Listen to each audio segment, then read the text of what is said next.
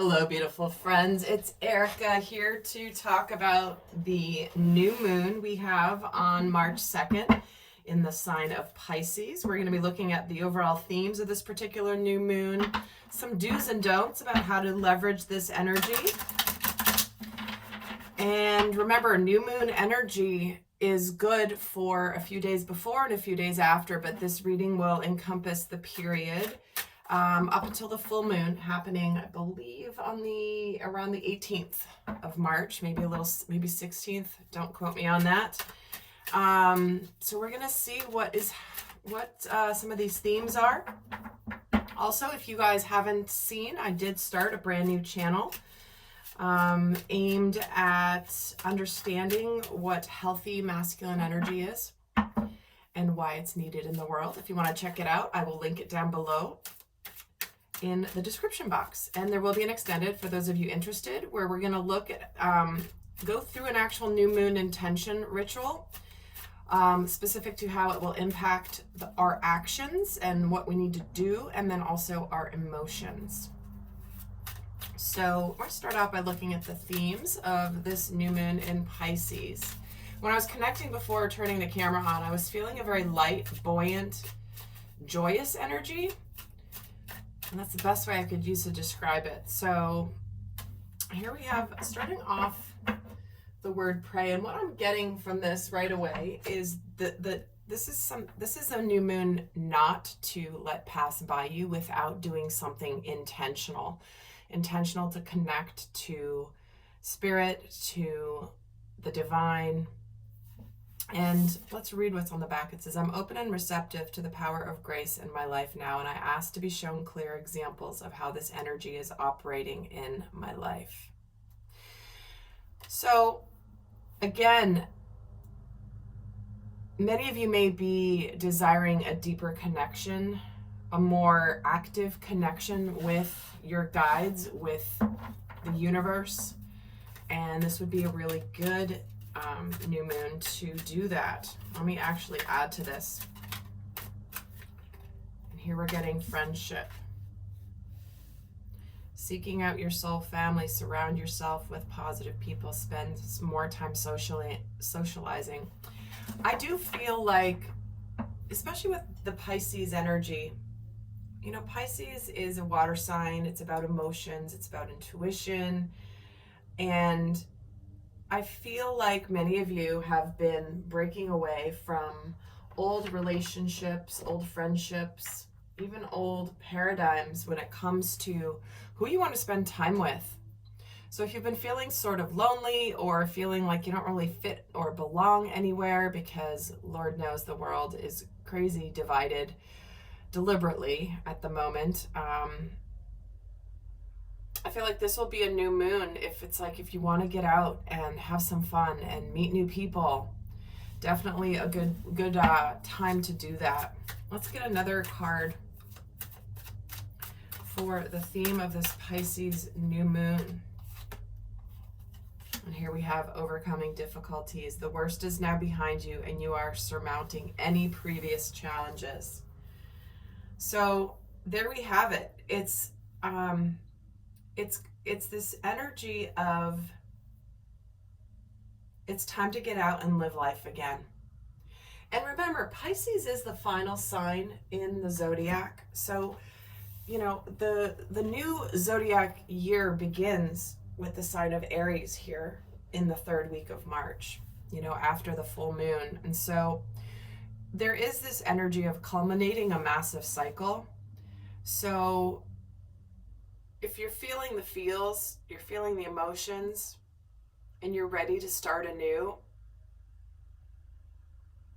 it's kind of like the wrapping up of loose ends energy, is what I'm feeling. So let's get some tarot and just add to this. Let's take a look at some of the themes of this new moon.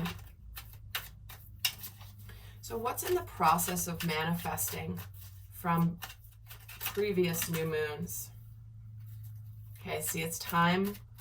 Anything you've been putting work into that maybe hasn't borne fruit yet is now going to start bearing fruit. Anything that you've been tending to or caring for, whether this is in your inner journey, whether this is in your work, in a business, or just something that you have been hoping would bear fruit, is now getting ready to do so. So it's time to accelerate. Wow. It's time for success. It's time for victory. It's time for soaring. You know, oftentimes, and I'm just getting drawn to the fact she's watering this tree. And you know how much work goes into growing a plant. You know, you plant the seed and you water it and you water it. You don't even see it sprouting for a while. And all of a sudden, when it sprouts and it begins to grow, it still takes some time for it to bear fruit or to grow and to mature.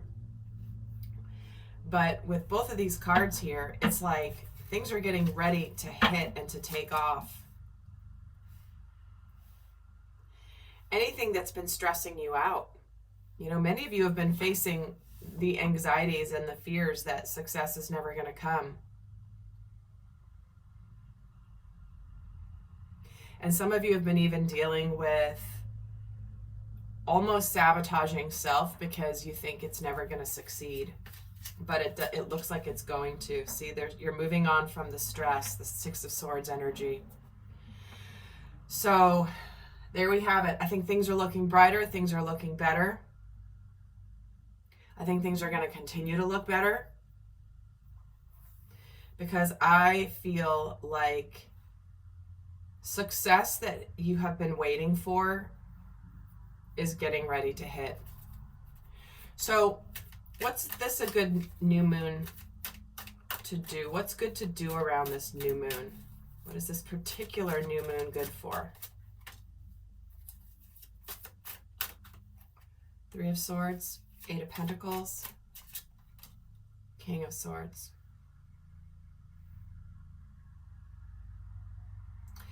And what I'm getting right off the bat is this is a really good new moon to understand logically and reasons and intellectually lessons we've learned from past sadness and past disappointments. I think this is honestly, this is a good new moon to make some decisions about relationships, maybe relationships that you've put work into, and, you know, it's possible that maybe it's relationship was coming to an end and you've put the work into it, but now it's time to make decisions. Do you continue? Do you not? You know, it's like, hey, you know, we've tried. Or, hey, we are trying, and hey, guess what? Things are looking up. You know, but I do feel like this is the decision. It's a good new moon to finally make some clear decisions about possibly things that you've put effort into, that maybe there's a disappointment, but there's a clarity about it. Six of Cups. Yeah. There's and the decisions, see, there's clarity. If there has been something especially around love and soulmate energy, there could be reconciliations if you put effort into things. This could be a new moon to get out of a stalemate if things have been stagnant in a relationship. All of a sudden there could be some clarity, some communication, a desire to say, hey, I want to put some effort into this. This matters to me. There could be something from the past returning, somebody from the past returning who's interested in talking, putting some effort into it, to opening up to new love, to opening up emotional communication. I'm just getting drawn to how we're moving from swords to cups here. And so something that maybe felt very mind-based is now going to become more heart-based. So it's a good opportunity to open up emotions, even apologize. Maybe places you didn't put effort in before. Maybe there was some sort of a stalemate.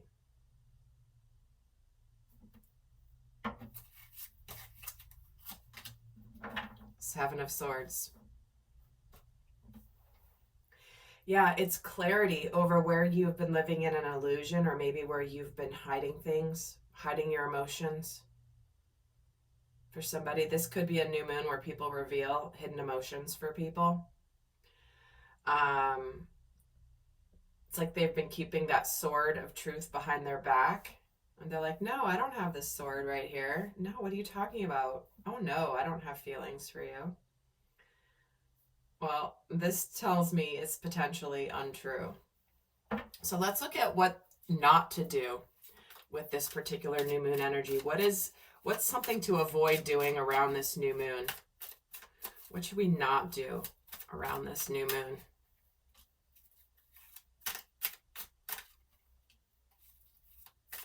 Okay, Four of Swords, Five of Cups, Temperance. What we should not do is pull our energy back and retreat because of guilt, shame, sadness. This is not a new moon to just kind of, again, let it pass you by. This is not a new moon to get stuck in the past, waiting for things to change. This Temperance energy is kind of like, well, let me integrate, let me pull my energy back, let me reflect on the past mistakes. This is what I was saying earlier. It's like, this is a great new moon to wrap things up. It's like, okay, we've had disappointments, we've had sadness, we've had lessons, and we've felt it, we've grieved it, and now we're ready to come back out again. We're ready to kind of put that to bed so we can start anew. So this is not the new moon to sit and get into the regrets and stay stuck. See, it's not a new moon to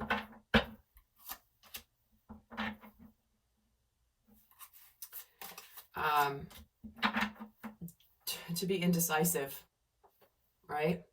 Indecisive, let somebody else figure it out.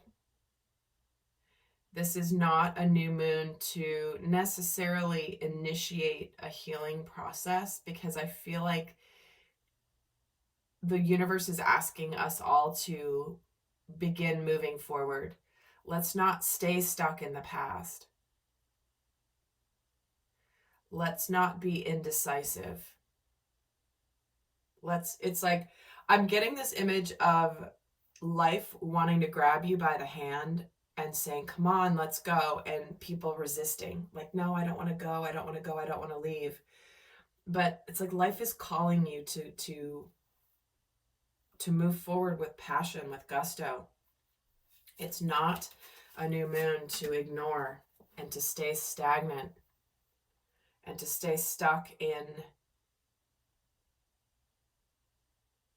like, again, I'm just getting like, come on, let's go. It's like, the kids on the playground where one kid's like sad the game is ending and they don't want the game to end.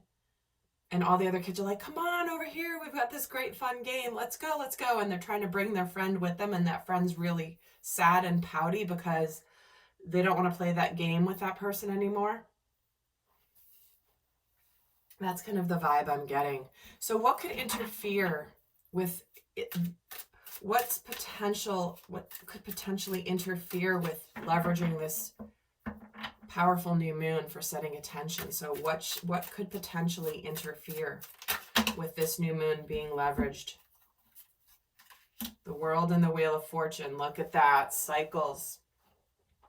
Destiny.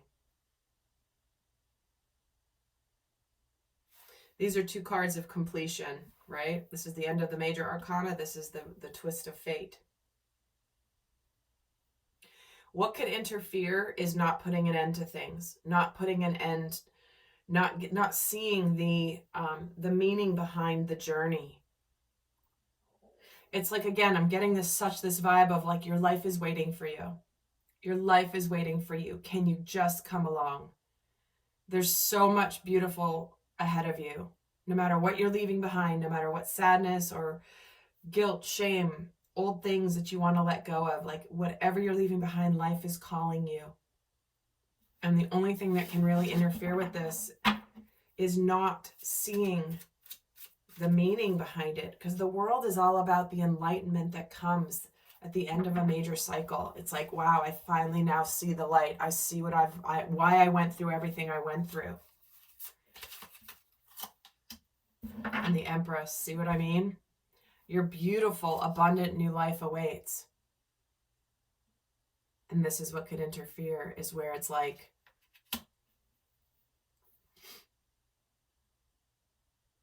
you don't believe in the abundance. You don't believe that you're going to have it. That is what can interfere. So clear that out of the mind. Don't go there. Don't start thinking negatively. This is a very, very positive and buoyant. That's why I was getting that feeling of, you know, jumping, like very light and buoyant energy when I first connected.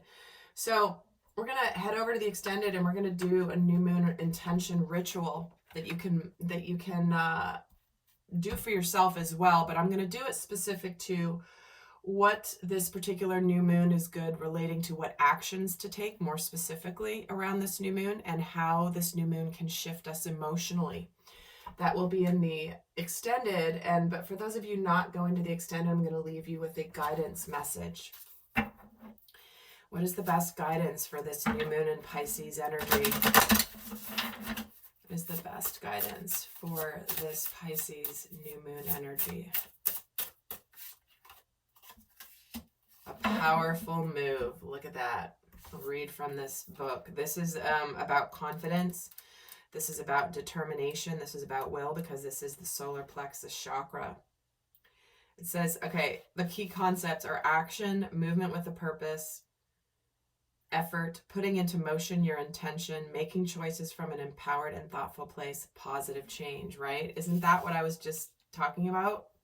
It says the time for rest is over, change is in the air. This is a powerful time when deliberate action is needed to move your intentions out of the realm of thought and into the material, from ideas into action.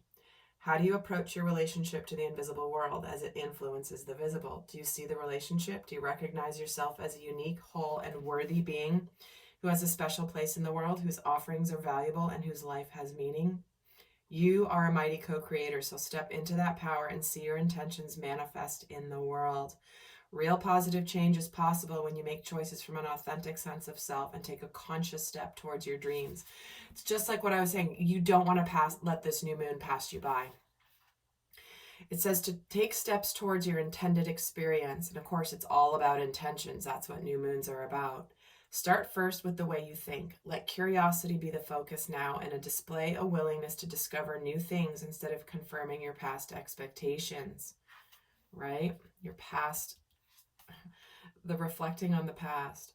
Be open and be clear about your motives and desires, and set your intention, and then step into the magic, just waiting for you to claim it. Traveling, moving, flowing, flying, whatever describes the changes in your life, know that these are called for now. Act with thoughtfulness and awareness, and remember to be true to yourself. What is called for now is doing the thing that needs to be done. All will be better than, well, what an exciting time indeed. Oh my gosh, I just love it. I love it. This is what I was feeling. It's like life is calling you forward. Life, your beautiful new life is waiting for you. It's time to go for it. So my friends, I hope you have a beautiful, beautiful rest of your day. Thank you for being here. If this video has supported you, do give it a thumbs up. I would really appreciate it. It helps other people find these videos and this channel. And I will see some of you over in the extended, and do check out the brand new channel, The Real Men Project, listed down below. Until next time, bye.